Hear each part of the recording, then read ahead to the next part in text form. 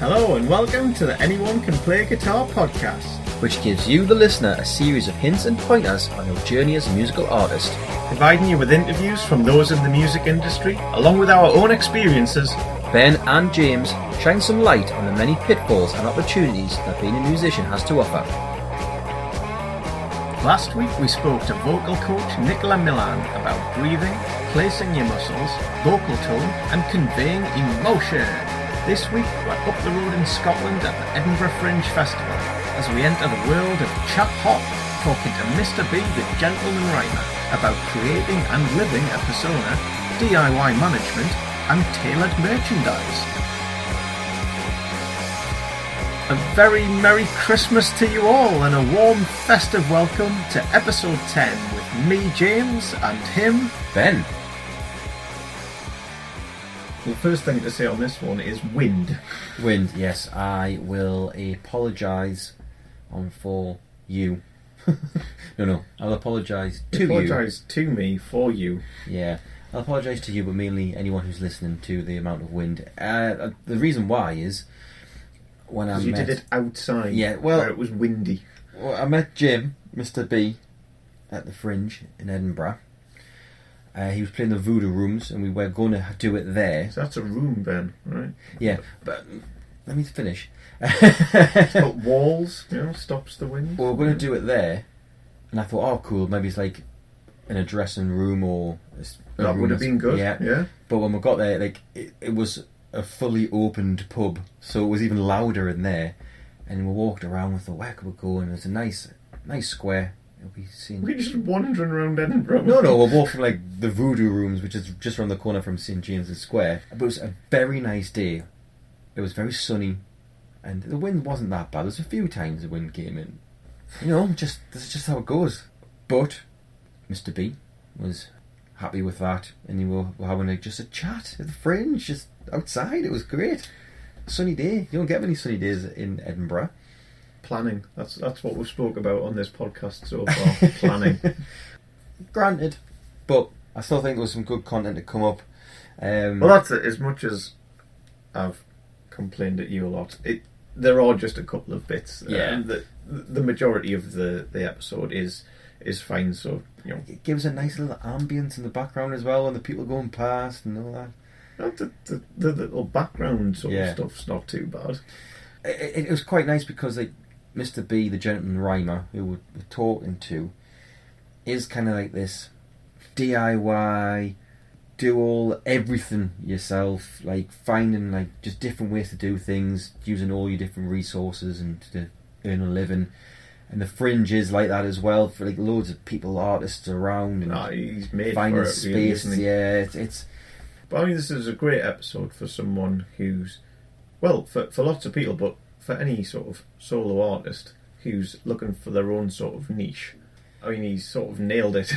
I mentioned when I spoke to him as we were walking around Edinburgh. On your 2-hour saunter around the city. Exactly. It was a nice day though. So I hear. How we came across Mr. B was quite organic and a little bit by luck, because it was at a Kendal Calling Festival, 2011. It was the Saturday after the Big Friday. How do you remember these things? I just do. After the Big Friday, we're walking around, and I was like, "Oh man, I am not wanting to be here." And then the comedy tent was packed, and there was this hip hop coming from the comedy tent, but it didn't sound like hip hop. It sounded like 1930s hip hop, which doesn't exist. So I wandered in, and I think he was doing a medley of Grandmaster Flash, Sugar Hill Gang, Beastie Boys, but with this, what I thought at the time was a ukulele or banjo. Turns out it's a banjolele, which is a hybrid of the two. And we're just saying, this is pretty clever. And it's not gimmicky. It looks, people might think of that it's gimmicky, but it's not. It's legit. It's it's very too legit to quit. Yes. Ever since I've kind of followed him. I guess you've got to listen to him to really understand what his chap hop all about. But let's have a listen to some wind then. For anyone who may not know who you are, how would you describe Mr. B? Because on the initial preamble that we'll do, we'll obviously what we know. How would you describe it to the onlooker? Well, I would say, well, obviously I do chap hop, which I would say is reconnecting hip hop and its ilk. Yeah. Because it's not entirely hip hop; it's a broad church.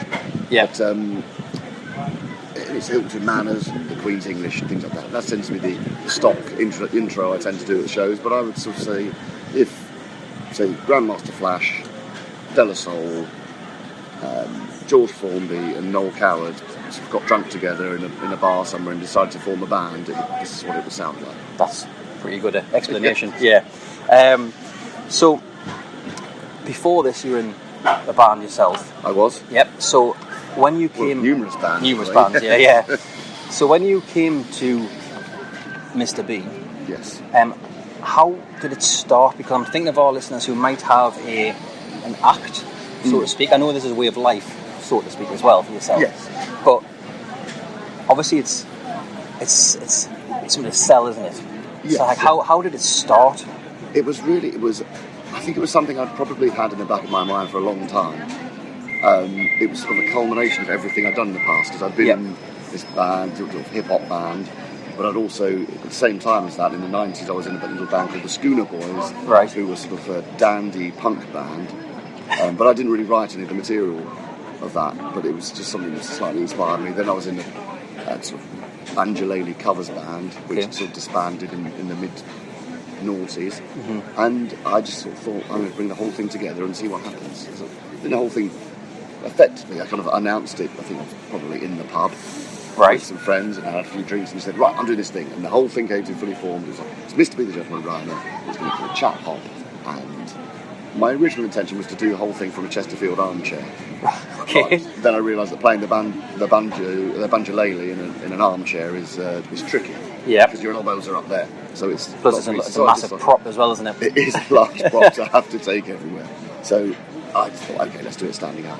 So I did. Yes, I think I just in one summer's afternoon I did one song and produced it called "A Piece of My Mind," which is the first video that I put up. That's right. And then I think I put it on a MySpace page. Oh, 2007. Oh yes. That's what we had as well.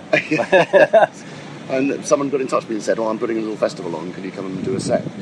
So I just thought, okay, I best write some more songs then. Yeah. So I got about a 20-minute set together and went along and did that, and it just went down a storm. So we'll cover as part of that as well, like your Acid Edward and stuff like that. Yes. So how did you decide covers? You think, just like these songs, let's just do something different with them? Well, I think a lot of it was this little, because I started playing the ukulele in about 2000 or something like that, almost slightly by accident. I was looking for a birthday present for my godson. Right. And it was a time when you didn't really see that many ukuleles in music shops. Yeah. So I just went in there and thought, I'll buy that. It was about 15 quid. I thought, I can smash it up. And then the chap in there tuned it up and played a couple of chords, and I immediately thought, well, I'm having that. And previously, all the instruments I played, I just wanted to do my own stuff. Whereas with the ukulele, I suddenly thought, this is going to be my own little jukebox. So I just decided to learn all the tunes that I liked. And then I started a little band. I moved to Brighton and started a little band there where I was playing covers on the banjolele. But at the same time, they were this sort of thing. I mean, not obviously Acid Edward, as it's called, sort of old rave maybe that I do. Started with that band. We did a few of them then, and I just expanded on it after that band disbanded. So yes, I think from doing that band, doing covers, I realised the power of just messing with something, and I think I've done has been slightly post-rock, and I think it seems a sort of natural progression to do that. Really. Yes, that's one of the hooks that got us. Like I say, we saw you at Kendal, and you played that, and then I especially. It's always the savour, that one, generally speaking. And then that kind of led me into looking at the CDs themselves, and the most recent one as well. There's a rumpus going on, yeah. Which, when you listen to them, there's lots of hot hip hop beats. So it does sound like hip hop, but it also sounds like gentleman hip hop, which is it is such a good thing to have. So I'm just wondering, when you're writing the songs, a lot of them sound, they've got the hip hop beats, and they've got your well-spoken lyrics on the top, but they are very inspirational, and they're very political, very social. So is that what you're going for? Does some of them have that? So, like, a lot of drug references, for example. There are. And there's a lot of political references for, like, recent events. Yes. Or even people maybe misspending their time, i.e. Hitler gifts. Exactly, yeah. So, like, what is that the intention that you go for, or is it just a combination of everything? Yeah, it's sort of part of...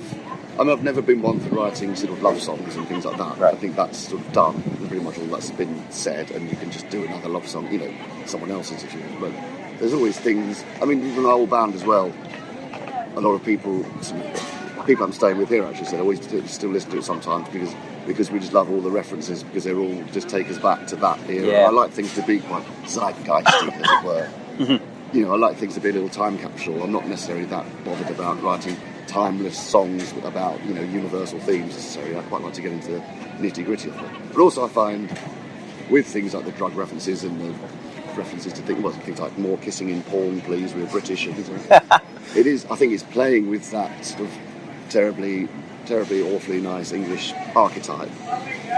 And when George Formby did it, he playing sort of being a very innocent man and that sort of thing, but singing, a lot of his stuff was banned by the BBC. So you can get away with quite a lot by being kind of acting this sort of innocent old school gent type thing. So it's quite, I think the drug reference. I mean, I don't actually do drugs, but I'm all for legalising them all. Yeah. And that sort of thing. I mean, I've done in the past, but yes, it was what I've not done for about 25 years.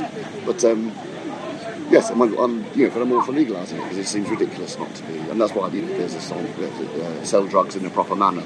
Yeah. About how when eventually, hopefully, it'll be legalised. If you get in there now in a slightly legit fashion, you can have yourself a nice little business model. And as you say, the drugs have won the drugs war. The drugs have won the drugs war very much. Usually, if you declare war on anything which is effectively a concept, then the concept will beat you. Yes, exactly. I've heard it on another podcast. They'll mention that. I'm going to get my English wrong, so you can correct me. Yeah. Right. You can't have a war on a noun. Exactly. Yeah. Yeah. Absolutely. Yeah. So exactly. So obviously your stuff's solo, and I watched a video with you recently. It was on YouTube when they came and met you. I forgot what it was, the actual name of it. But you took them to the studio and Weird Side. Weird. Yes, that's it. Yeah. That was a very fun day. That was. Yeah, it looked fun. So when you're writing songs, how do you get feedback? Do you just write it, record it, listen to it, let's put it out live, let's see what happens, or do you get someone to listen that you trust and think, yeah, maybe I've gone too whatever with this one? Or I do some. Yeah, sometimes I'll. I mean, usually my wife I'll play it to, that sort of thing, and she'll say either that line just sounds a bit dodgy or something like that, or occasionally, there's actually one of the lines on the Christmas album, it's a sort of little denouement of one of the songs, and it gets one of the biggest laughs I get, and it's sad to say my wife actually wrote that line when I played it to her. She's going, why don't you say this at the end? I was like, oh God, that's good. That's she's actually the talent. Right. So I play it to her, but then again, it's one of those things that it depends. If I write something, I kind of seem to always get in a mindset where I'm thinking, okay, I'm going to write that song for the album rather than for being live. And some songs I think I'm going to write something to play live, because there's certain songs on the album which are perhaps, I think the thing is with playing live, as much as you'd like to be whimsical and clever, if you say slightly rude things, people love it. Oh, they do. Yeah, exactly. That's the sad truth of the matter. Is especially what time is your show at the Fringe? 9, 10? 10:30. Yeah, so yes, a couple of beers in. Exactly. Yeah. I'm lucky in a way. I'm just doing Tuesday, Wednesday, Thursday. Okay. So because the weekends can be, at that time of the weekend can be a little bit. You just have to spend a lot of your time trying to control people rather than just doing your show. Are festivals like that? Well, festivals are easy, but I think the thing is with the show I do here, because it's a Fringe show, it's all seated, so it's seating in rows. Oh, right, I didn't realise that was the food. Yes, which always freaks me out. I'm never a big fan of that. I mean, sort of cabaret tables I can do because it's a social situation. But that whole thing when people are sat in rows just staring at you, it's quite odd, because it's that thing that if someone gets up to go to the toilet, everyone goes, oh, someone's leaving. Yeah, whereas if you're leaving a festival or just a gig, people are in and out. Yeah, people are in and out, people are chatting or not, it doesn't really matter. If someone's chatting during the show when everyone's sitting down, you get that whole kind of slightly cinema code thing of people going just sort of getting a bit miffed, and suddenly the focus is completely pulled away from the stage onto whoever's mucking about in the crowd. Funnily enough, though, the worst, most disruptive person I've ever had in my audience was actually my producer, right? Who turned up. It was a couple of years back, and I think it was her fiance's 40th birthday, and they'd been drinking all day. And they turned up, and I was doing the fairly, I think 11 o'clock, I think it was, something like that. Mm-hmm. And they all turned up, and I think she was just excited about showing me off. Okay. To her friends. Yeah. And so it was just, I could just hear her going, oh, this one, this one's really, and just talking all the way through it. But in a way, it was worth it just to see her face the next day. That's and just good. The shame. And that made me happy. So actually, that's a good maybe start that shame part. But talk about producers. At what point did you decide that this is going somewhere? We're getting all these requests to do stuff. You need to produce our own management. At what point? What was the tipping point for you? Well, I mean, I'm kind of lucky enough to not have really had to worry about anything like that because I produce it all myself. It's all written and produced by me. I take all my own bookings. Okay. I don't have any management or anything that I'm involved at all. It's just been an entirely organic thing, and obviously, and the things work to my, slightly sort of Taoist nature that I don't tend to push anything particularly to the point when on the tail end of that, of course, is you have to do a lot of admin and remember to invoice people, and that, which is not something I always do. So, if anyone out there wants to book me, I mean, it could be in for a nice cheap night because I may well end up forgetting to invoice you. That's good because I've actually got it down here that publishing is you all self-publish and self. Yes. So I suppose you've just mentioned there about the admin side of it. What are the benefits of that though? Like, is it just sheer freedom? Absolutely, yes. That's it, really. It's just I've never had managers before in various forms and never quite got on with it, really. Never quite liked that. Sort of feeling slightly beholden to someone. And even for me, it's almost feeling a bit like I don't want to let them down and that sort of thing, in a way. Yeah. Being, a slightly idle man and that sort of thing. I can just get on with it at my own pace and take things I do want to take and don't take things I don't want to take. And there is a certain power in saying no to things as well. I sort of learn these little things along the way. But I think it is. It's just complete freedom, to do what you like, really, which is great. So, what are the hard parts about that then? Is it like getting the invoices done, getting bookings? Yeah, there are things. Getting on iTunes, for example. Yeah, I mean that's kind of okay because it's. I mean you can go. I put my stuff out through a thing called Reverb Nation. Okay. And they're the middleman thing, so you pay them £30 a year or something like that per album. That's all right. They just deal with all that. You get you on Spotify and on iTunes and Amazon and things like that. They deal with all the online sales, and then I do all physical sales through my own little shop on my website. Yeah. And so that's it's just a question of. I was thinking with social media, everything's relatively easy, and that's the thing I've done now. I couldn't have done this sort of thing 20 years ago. No, it just wouldn't have been possible. Whereas you can do it now, but it's one of the it's there's a certain dimension to it as much as if you're doing something that's different and it works. That's the thing. Like, there's not really someone wants to book me for something and I can't do it. They can't just say, oh, let's get another one there. Because there isn't really anyone else that does what I do. No. So that's quite handy. Very. It's like, if I was a Motown covers band, then, I might be a good one, but there's another 100 of them, somewhere along the way. Yeah. Whereas with Mr. B, it's not really, nobody else is really doing this. No. Which is one of those things you have to have something that's unique, and it was a happy accident, really. I thought it would be a good idea and something fun to muck about with. And as it turned out, it just started becoming popular and just going down really well. And then gradually just built up bookings, and here we are. Cool. Here we are, completely losing my voice. Too many festivals all over the summer. Yeah, I bet. So, with this whole persona, you've just kind of angled us in there, the persona side of it, what do you call persona? I don't know, that's demeanour, I apologise if it is. I'd like to say that I am sort of, Mr. B is to Jim, Mr. B is to Jim, what Slim Shady is to Marshall Mathers. Got you. Right, so okay. It's kind of, it's like the id, really, or something like that, it's the super ego. Cool. That's a good point, because so there's people listening who are maybe nervous about going on stage or even performing, or like thinking I want to do that but I'm not sure how to get started, what do you say are the key rules just to stick to? Just like, when I'm Mr. B, I'm Mr. B. Like, yes, absolutely. I mean, that's the thing. It is. I mean, it does make things easier having, as you say, a persona. But I think, a lot of people say, oh, you stay in character the whole time. I say, well, I do. I rap in a British accent. Nobody says to Mick Jagger, oh, why aren't you in character? But no, that'd be intense if Jagger was Jagger all the time. Exactly, yeah. But he's on there and he has his sort of southern American drawl sort of thing, and you think. But anyway, that's just my own little bugbear.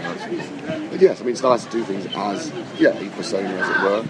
But and also, it was actually funny enough when I started doing it. Originally, I could have had a beard when I was first started doing Mr. B, and then I'd do a show, shave the bottom bit of the beard off and keep the moustache, right. Then grow it back again, then get another gig, and then it got to the point when there were too many gigs being booked in, so I kept the moustache. And it wasn't until the moustache got to actual sort of twirling at the edges stage that everything seemed to fall into place. And it was my wife who sort of said to me, I'd have the moustache and then maybe, I used to wear a t-shirt and jeans and things like that. And she used to say, look, what if someone sees you and they're, a fan and they'll think, oh, you're a big faker. And I think in a way it was, I wanted an excuse to dress like this anyway. And that was it. I mean, on the night that I think I was in an apartment with these friends that we regularly meet up with, I tried to initiate suit autumn. But after the summer, once the weather drew in, we'd wear suits when we went out. But I was the only one that actually followed it through. I should introduce my friend Steve. He is a suit wearer, dandy man. Excellent, very good, very good. But I find, once you commit to it, once you lean into it, then it makes a difference. And that's the thing, then people do see me, and I do get recognised a bit in my view. And people see you out and they know that, okay, this is what you do. You're not just going to wear, a pair of shorts and a t-shirt. You're actually out there. Obviously, summer's a tricky time of year. Especially today, it's very nice today. It is very nice today, yes. So you just mentioned before about your own merchandise. Yes. So I have the cufflinks, not on, wrong shirt. Right. So how do you decide? Do you just stick to the ethos? Exactly, that's it. I think this whole thing is, there's a guy, she's and I could have produced everything, but I have a friend of mine who sort of mixes it and masters it and things like that. Just because he's a proper audio professional, and not just a bit of an idiot like me. But he always said to me, because the thing about you is you lean into whatever you do, so it's a question of committing to it, and that sort of thing. So. I mean, you can buy Mr. B t-shirts and things on tote bags and things like that, but it's on a separate website, dizzyjam.com. Okay. And they just make them to order and what have you. But I don't sell t-shirts myself. It's always cufflinks, enamel badges, ties, pockets. I've got a new handkerchief, Mr. B the Gentleman around my pocket square there. Oh, very nice. Which is rather nice. But yeah, so it's, in a way, it's sort of... the merchandise shop sort of stocks itself really in a way, because you think, okay, what do I need to get? Okay, I need to get a tie, a club tie, a pocket square, I need to get cufflinks, enamel badges, that sort of thing, and then I'll have 2 brands of moustache wax as well. Yes, I did see that actually. Mr. B's wax or what I call Victor's Vapor. Mr. B's Victor's Vapor, which is my moustache wax for ravers, which is basically Vic's Vapor Up flavoured moustache wax. So rather than rubbing it on the chest, you just pop it in the moustache. There you go. And you're done for the night.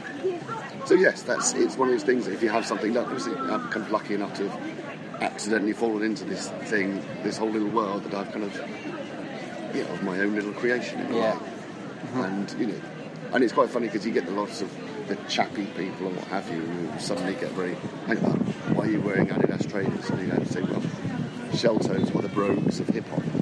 And I've always had an excuse for whatever I wear, that sort of thing. Always everyone ready to go. So that's the thing. And there is hop in chap hop. It's not just chap. There is a hip hop element, and it's not. And that's the thing you find a lot of kind of say comedians that have done sort of funny versions of hip hop. It's often because they think it's rubbish and they're taking the mickey. Whereas mine is definitely an homage. I'd like to think it's part of it in a way. Well, you can definitely let the beats really, can't you? Because that's to me that's where hip hop. I wouldn't say it stands apart from other areas because other areas have got good beats, but it's a fundamental. Yes, absolutely. Yeah. It's just part of it, and that's the thing as well. It's doing each bit of what I do as well as I possibly can. So I'd like make sure. Obviously, being this white privilege rapper sort of thing, I have to make sure that I'm a decent rap MC. I've got a decent flow, and it's not just that sort of thing. That what we used to call the Safeways rap. They used to have the rap you'd get on adverts. Yeah. Oh yeah. Just yeah. So By the crackers. Sure the flow is good. Yes, exactly. Or and the beats I like to make sure that it's just that everything's just right. And my banjolele playing and the playing with the English language and what have you. Just try and make sure I do every bit of it as well as I possibly can. So where does the English language thing come from? Is that something that you've always admired, or because hip hop has a lexicon, doesn't it? It's all about language. Is that just a combination of both of them? Yeah, absolutely. I mean, it's definitely something I've always been kind of been fascinated in the whole sort of concept of Britishness in general and that sort of thing. Not through any kind of patriotism, just the kind of I like the kind of odd quirks of that seem to be particularly British. Like I was always a huge fan of it's probably Tony Hancock that really right. That sort of suburban. That's because I'm from I'm from Sheen, where Hancock's half hour was actually set. All right. So it's Hancock country, as they call it. But and that sort of whole suburban dreamer who sort of it's such a British trait that sort of thinks he's kind of somehow an artist or cleverer than he is, and all that sort of thing. And also, I do remember when I was at college years ago, and we had to write a little piece about each other and stuff like that. And this guy, whoever was in my sort of group, said something like, I use odd language, like I would say Stone the Crows about something. I just like those sort of weird old British, like British hand swearing, like the V rather than the middle finger. I think that needs to be brought back. It probably should. Bring back the British hand swear. So yes, I mean I've always been fascinated with the English language, and it's again it's another. This is part of why I love my job, because I get to play my banjolele, make beats, rap, and muck around with language and things like that. And it's just kind of all the things I love doing. That's cool. Which is I'm a very lucky man. So, that's it. So all of that put together becomes trap hop, becomes what you do. So anyone out there, just basically stick to what you want to do and lean into it. Absolutely, yes. Yeah, absolutely. I mean, it's one of those things that, sometimes you do. If something's not working, it's possible that it's not working for a reason. Mm-hmm. It's possible that it might be rubbish. So, I think you just have to try and be honest with yourself and realise if you've got, you get the sense that when I started doing this, I got the sense of this is actually quite good. Yeah. Almost accidentally, like, this seems to work. And I remember when I did the first ever gig, Mr. B's show, at this festival, the chap who was doing sound was a guy who used to do sound with old bands of mine and things like that, and he came up to me afterwards and he said, I'm not being funny or anything, but this is the best thing you've ever done. So I thought, okay, yes, no, you kind of think, okay, this might work. Mm-hmm. But yeah, definitely stick with it. But also, it is one of those things I kind of realised I did have something that's different. Yeah, I bet. And I think, in the modern age, if you've got something that's different or it's going to catch people's attention, then, it's worth doing. Obviously, depending on what it is. You don't want to catch people's attention by just being really hideous and that sort of thing, Yeah.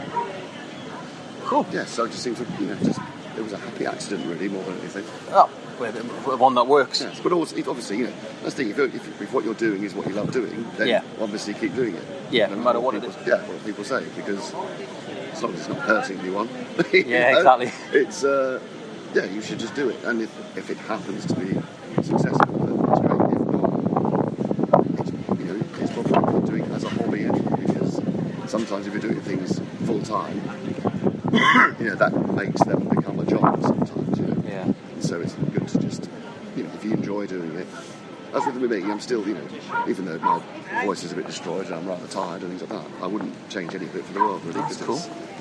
And also the whole thing of, I regularly get the email every year from Britain's Got Talent. Oh, yeah. Well, they tend to send me an email saying TV opportunity or something like that. We're doing this show, we'd love you to be in it, we think you're great. I thought, okay. And always send them an email saying, that sounds marvellous, as long as it's not Britain's Got Talent. And they just send me an email back going, it is Britain's Got Talent. Yeah. Because I think with what I do, there's also part of it is cultivating your following. Yes. And which is something you can do now. Obviously, the whole sort of diagram has changed now. It used to be, artist, management, agent, record label, publishers, fans at the end of it. Whereas now you can go straight to the fans. Everyone taking a little chunk. Yeah, exactly.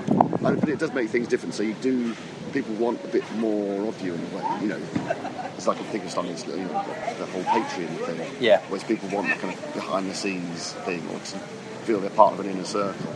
I think extras on DVDs, that sort of thing might have helped in that kind of culture, and Twitter and social media. Exactly. I want to know the person. I mean, I was always sort of a Prince obsessive, so I was part of me was thinking, he never used to do interviews. It was just here was him and the music, and there was everybody else. He never did interviews. He just did his thing, and it worked obviously. But he's Prince, not Prince. So you have. Well, not many people were. Oh, exactly. No. But you have to have that connection. It's good to, and also the thing with Britain's Got Talent, I kind of think that the general public, I could be popular for a very short amount of time, and then people would probably get very bored with it quickly. And then we'll see you get on in the jungle. Exactly, that sort of thing, and that's just not a viable option for now. Whereas, if you've got fans, people there because they feel like they've discovered you, they've not been marketed to, they've just found your video or come to see a show or something like that. Or a festival. Yeah, or a festival. So that's the beauty of it, it's that kind of pincer movement of social media and the new way of doing things, but also endlessly gigging. Yeah. To the point when you do a certain critical mass of people that have seen you, because you've been doing this 10 years now, and I don't know, probably average maybe 100 gigs a year or something. Right. So, it's, you end up with actually, almost by accident, a lot of people coming to see you. Mm-hmm. Yeah. So, they see the videos or they see live things, and it's the people that see both that kind of think, okay, right, I'm fully on board now. And, it's worth treating them well and that sort of thing. Totally agree. I think that's probably the talent show route. You might be thrifted so high up that. I think that's a wise move. Yeah, I know a couple of people that have done Britain's Got Talent, and both of them now don't do entertaining anymore at all. That's a shame. It made them so sick of it, and they just both decided not doing this anymore. I suppose you're not doing it for yourself anymore, or your fans, exactly. Your fans. I think apparently they do this thing. I'd heard they do this thing. Once the girl told me, once you got to a certain point, like semi-final or something, you have to sign this contract. And I think they take sort of 50% of everything you earn. Really? No matter what it is. Really? If it's a little gig you've got at a wedding that you've got to organise yourself, they're like, right, we need half of that. And, you say, well, this is terrible. And they go, what, do you want to be famous? Or you could just leave the show now. So they just do that slightly blackmailing thing. It's all terrible. That is definitely terrible, yeah. So I won't take much more of your time and your voice. So what we've been doing with other guests is kind of a little chat about anything that you want to chat about, as in like causes that you might have, or like or like stuff that you always up for charity wise. If you haven't, it doesn't matter. No. But well, I don't know, what can I say? Well, I suppose my main thing I would support would probably be Mencap, because my older sister's got a learning disability. Okay. And yes, it's going to be interesting that with the government we currently have, and the fact that they just don't seem to believe anything, at all in public services and what have you, and the way they're treating people, with disabilities, I think that is rather dreadful. And it's always, now my parents are getting older, it's a worry for them and that sort of thing. Yeah. And she did have this. She lived in this shelter accommodation, supposedly a home for life, which until recently was, and then the new government really it's not anymore. But luckily, as it turned out, they've moved her to a place which is actually slightly bigger and closer to my parents as well. So it's through sheer luck. Yeah. It's happened. But yeah, definitely. Obviously. So do you ever do shows for them or like fundraisers? To be honest with you, I haven't as yet. I keep doing that thing every time I see my parents going, maybe I should do something with Mencap, or just get in touch and get involved. And it's one of those things. Well, it's easy. It's life gets in the way, doesn't it? Yes, it does rather. Yes. But so that's always that's one of the ones I'm particularly fond of, because I know so many people with learning disabilities, and they're all just the loveliest, purest people you can meet, because there's so much about them that's just purely positive and doesn't have any of these sort of complicated, because everything that seems to be bad is sort of the low level hum of complicated nonsense that goes on in people's lives. That a lot of people with learning disabilities don't necessarily. I mean, obviously everything has to be dealt with, and you see a lot of people are completely on their own, and just get stitched up. because they're vulnerable and get taken advantage of and that sort of thing. Yeah. And that's always something that just breaks my heart when you see someone that's, that's vulnerable and just is being taken advantage of. And that's just not a nice thing to see happening at all. Not at all. But yes, what I should do, because my dad worked for these things called the Gateway Club, which were sort of social clubs basically for people with learning disabilities. And he did that for years and years, and always really enjoyed it. And he sort of retired, and he would drive people with people sort of in their 50s and 60s, take them out to the coast for the day and things like that. That's good. There are also many rather hilarious stories about that sort of thing as well. Yeah. Which I'm really stitching. I would tell you all about them. They're quite often, because on the top it's very, they can be very, very funny people as well. And yes, I remember going down to Little Hampton on the coast with a group of people with learning disabilities with my dad a few years ago, and getting on this sort of roller coaster with this guy called Derek, and we got halfway up the approach, as it were, getting to the high point, the slow bit, and he just turned around to me and goes, "I do suffer from a lot of fits, and things like that." And apparently later that day, someone was like, "Where's Derek gone?" Some speedboat went past him on it, it was waving. That is comic timing as you kind of pay exactly, for. it's really beautiful. And it's often, they're very, very good with that sort of thing. It's just hilarious. Oh, brilliant. Yes. That's fantastic. Thanks very much for doing Excellent. Thank you very much, man. Cheers. And as I previously said, it's not that windy. Well, if everyone's eardrums have if you're still here, recovered. But there's a lot of things I picked up on, and it's like they're kind of all umbrella under like the DIY part of it, and like the own boss part of it, and it kind of, the one thing I would definitely say that I picked up on was the phrase "lean into it." Yeah, I quite like that. Yeah, and like that goes for anything. This is grandeur I'm going to now. Like David Bowie leaned into it, Freddie Mercury leaned into it. No more than them do, really. Like, and it doesn't matter if they're pretty extreme examples, but like, yes, Mr. B is chap hop with a banjolini, Queen's English, and you could think maybe it is easy to lean into that. And as he said, like going from beard, shave it, have the tash, beard, shave it, just to keep the tash, and then put a t-shirt and jeans on to lean into like the suit. Yeah, that's what I liked about. He is Mr. B. He wanted the excuse to wear the suits and stuff and be that, but he's not sort of creating something that he's not. Yeah, that is just him, and so I like that because it is different, but any number of sort of artists have created a persona over the years. So it was interesting to hear him talk about, out of the millions of different personas that he could have come up with, how he then arrived at Mr. B. Which sounded like he could have done that anyway. Yeah, like just being.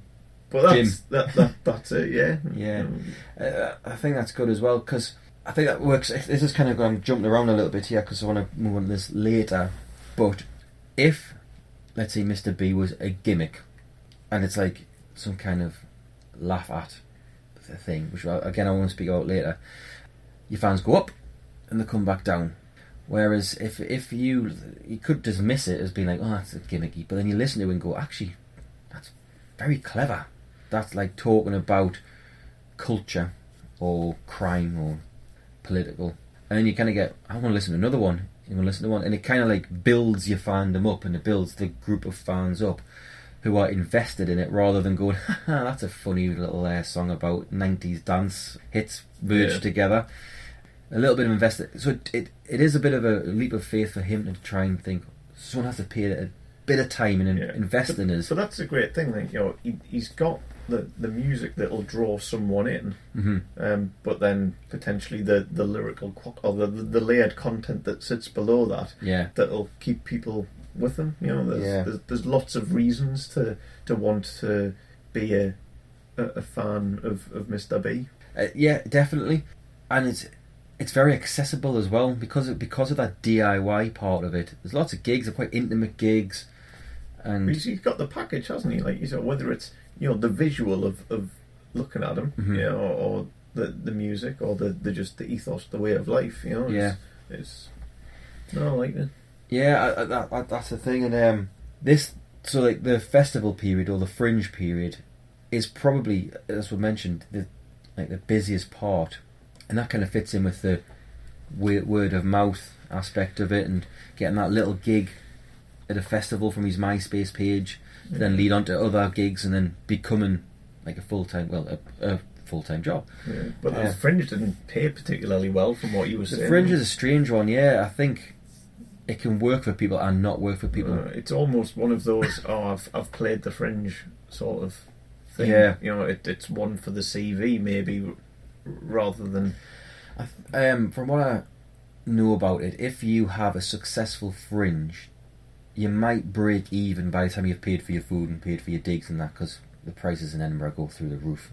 Yeah. But it could lead, for comedians, maybe not so much like music artists. Yeah. Lead to your own tour, which pays your bills for the rest of the year and keeps you going. But again, that's something for anyone, that there'll be certain gigs, venues that you might just want to be able to say you've played, but then equally, I guess there's lots of new people that you'd get to play to.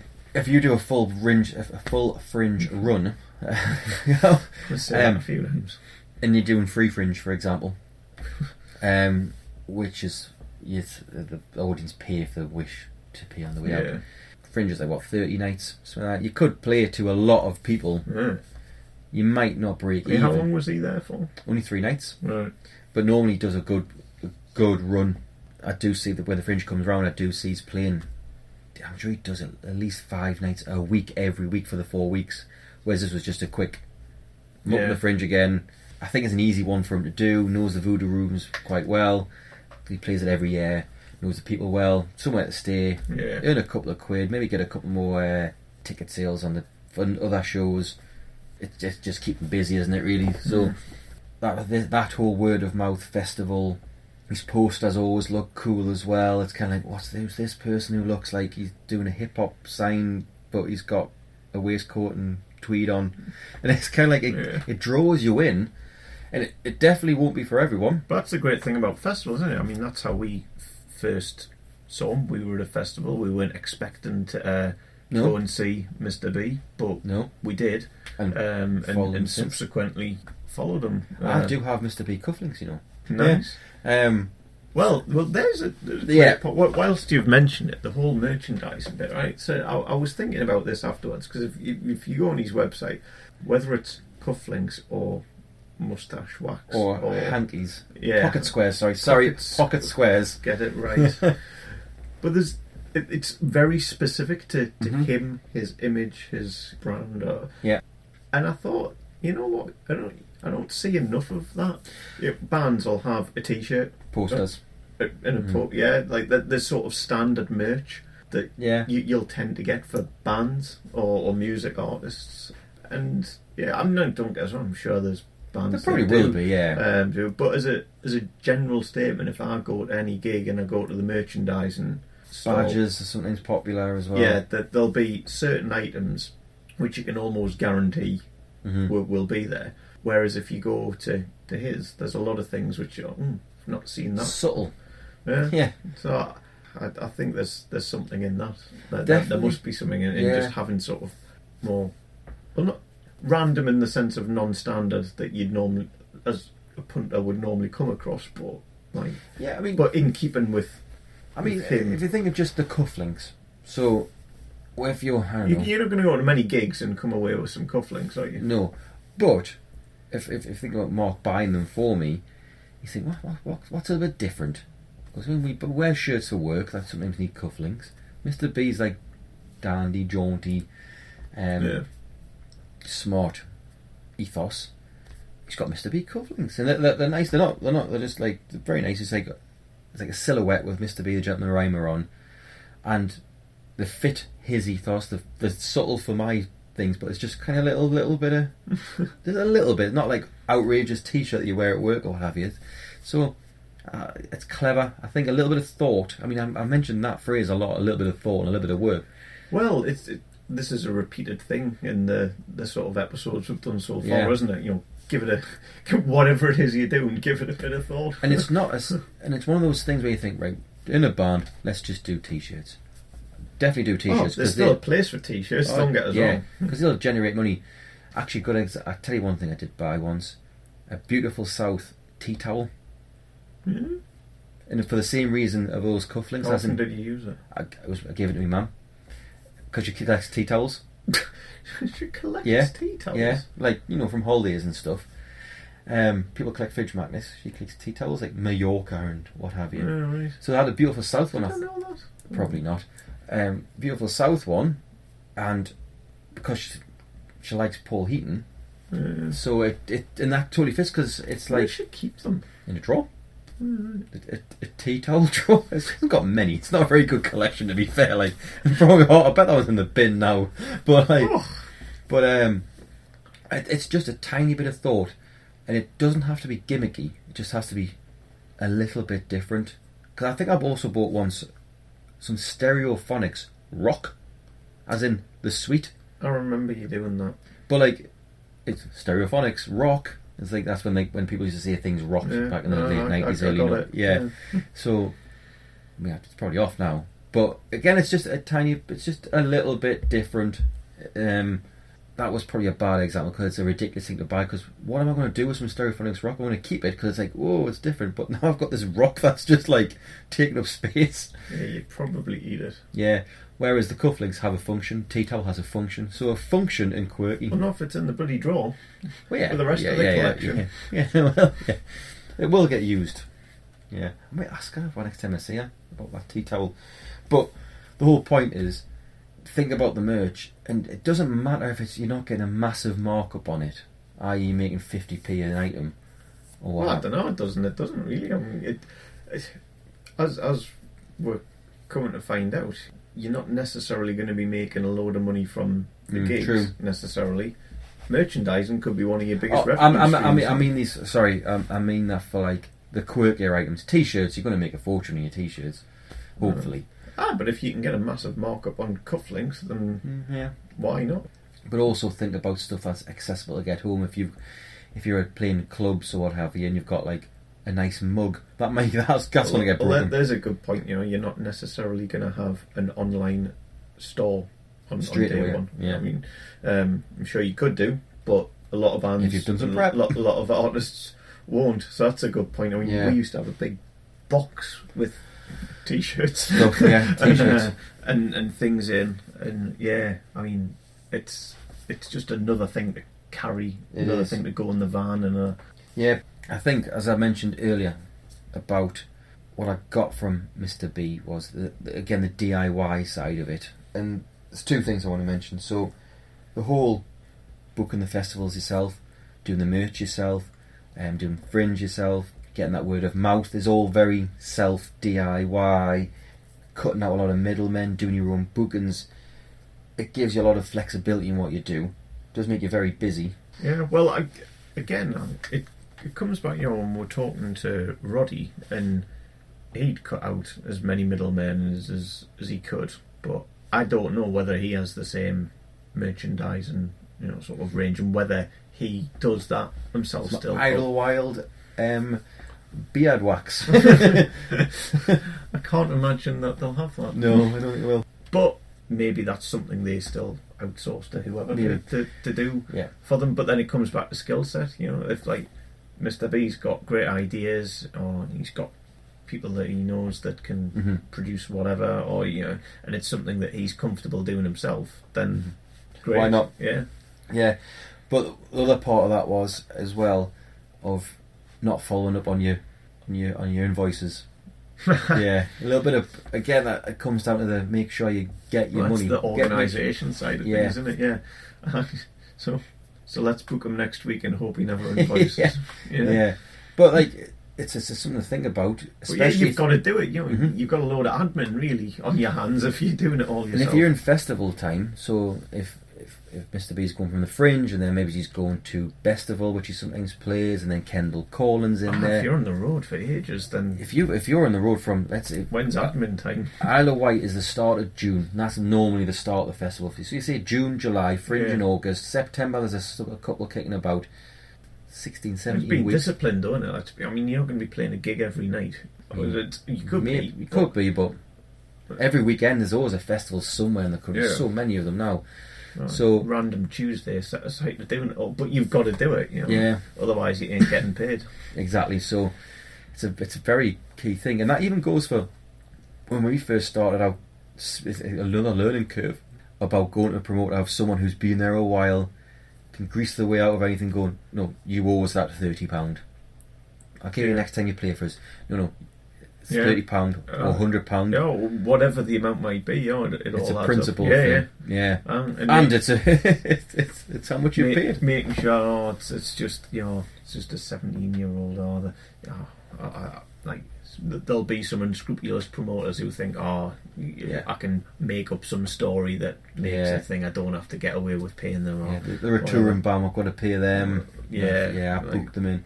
But the thing is, if you've got to, if you're thinking, well, if I do that, they might not book us again. There's plenty of gigs, and also if you're good and you've got fans, they're going to book you again. Yeah, and it shows a bit of respect. Then you're going to get pushed over as well, I guess. But that actually leads in very nice to probably my second to final point about the Britain's Got Talent part of it, because that is what he does is prime for something like that. If you go on and do, you could easily see him winning in some sort of talent show. You could definitely get people to go, actually that's really good and it's really clever, but it's also got that little bit of it's different where people go, wow, hip hop with like 1930s banjo playing. But as what we mentioned, this is what I was referring to at the start, you'll get all of that upsurge and people will slowly forget who you are, and then you end up on the jungle or something like that, which again people do, and that's fine, and people earn a living from it. But if you're still in your contract and 50% of your jungle money's going to Psycho or wherever, that's a big contract. But it might be right for some people because that's just what they want to do.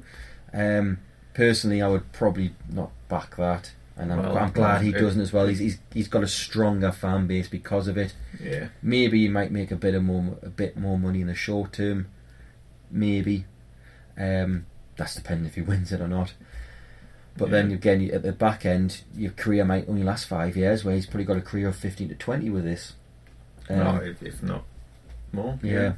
But there's loads of these. So whether it's one of the, we're specifically talking about the UK here, but whether it's one of those big ones that are on mainstream TV, or whether it's any other kind of battle of the bands or whatever, then read the small print, I guess. Definitely.